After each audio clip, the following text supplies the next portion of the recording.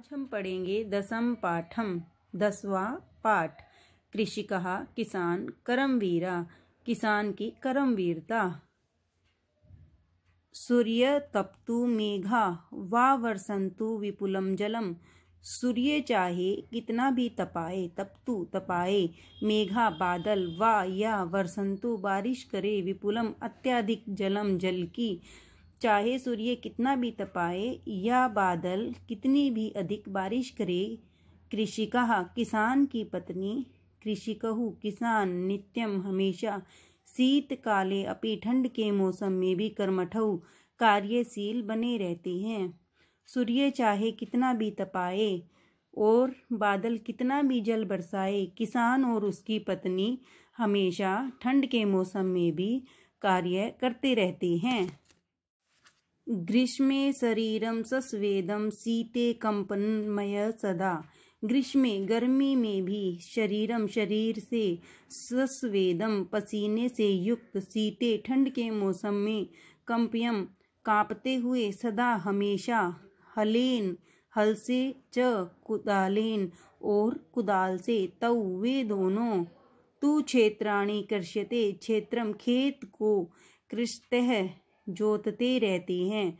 गर्मी में पसीने से शरीर से भरे हुए, ठंड के मौसम में हमेशा कांपते हुए, हल और कुदाल से या फावड़े से वे दोनों खेत को हमेशा जोतते रहते हैं। अर्थात किसान और उसकी पत्नी किसी भी ऋतु में हमेशा खेत के कार्य में लगे रहते हैं।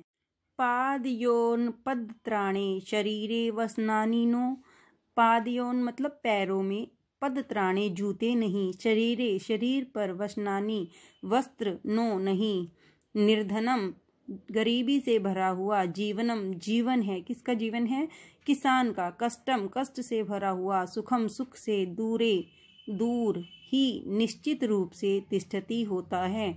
किसान के बारे में बताया गया है कि उसके पैरों में जूते नहीं हैं, शरीर पर वस्त्र नहीं है। किसान का जो जीवन है निर्धन और कष्टमय है, सुख तो उससे निश्चित रूप से दूर ही रहते हैं।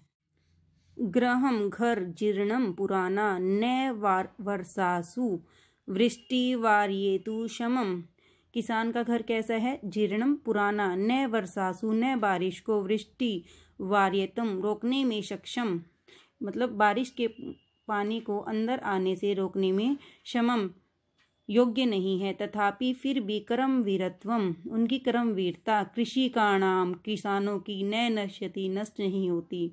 मतलब उनका घर इतना पुराना हो गया है कि बारिश का पानी अंदर आ जाता है, वो उसे रोकने में समर्थ नहीं है। फिर भी इसी परिस्थिति में भी किसान अपनी कर्मवीरता को नष्ट नहीं होने देता, वो हमेशा कार्य करता रहता है।